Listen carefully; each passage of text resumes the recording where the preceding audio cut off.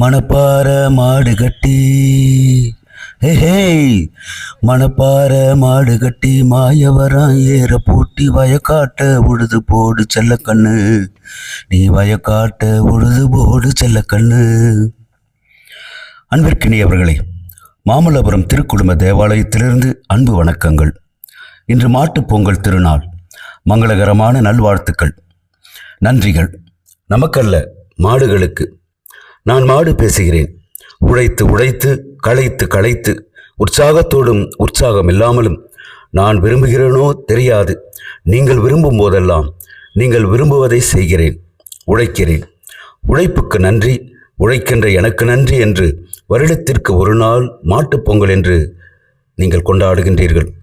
பூ வைத்து பொட்டு வைத்து என் கொம்புகளுக்கு வர்ணம் பூசி பொங்கல் சோறு கொடுத்து நான் மகிழ்கிறேனோ இல்லையோ, நீங்கள் மகிழ்கிறீர்கள்.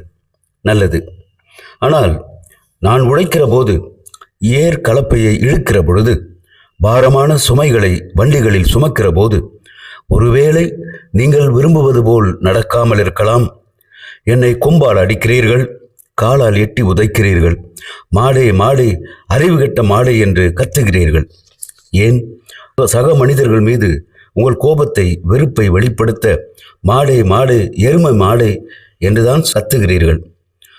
3 மணிக்கு எழுபவன் முனிவன், 4 மணிக்கு எழுபவன் ஞானி, 5 மணிக்கு எழுபவன் அறிஞன், 6 மணிக்கு எழுபவன் மனிதன், 7 மணிக்கு எழுபவன் எருமை என்கிறீர்களே. என்ன கொடுமைங்க சார் இது?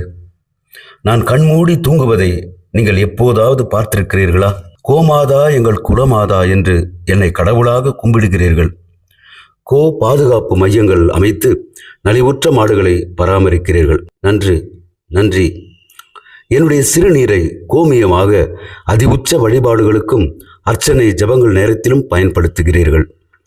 என்னுடைய உடல் உணவு கழிவை விரட்டியாக எரிப்பதற்கும் விளைச்சலை பெருக்கும் எருவாகவும் பயன்படுத்துகிறீர்கள். ஆனால் என்னை வெட்டி கரியாக்கி ஏற்றுமதி செய்வதில் உலகிலேயே பிரேசில், ஆஸ்திரேலியா போன்ற நாடுகளுடன் போட்டி போட்டு உயர்ந்த இடத்தில் இருக்கின்ற நாடு இந்த நாடு தானே, நீங்கள் தானே. செய்யுங்க செய்யுங்க.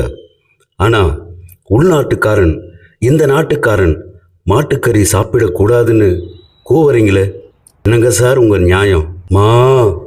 அம்மா உங்களை தாங்க கூப்பிடுறேன். நான் மாடு பேசுகிறேன், நீங்கள் நல்லா இருங்க.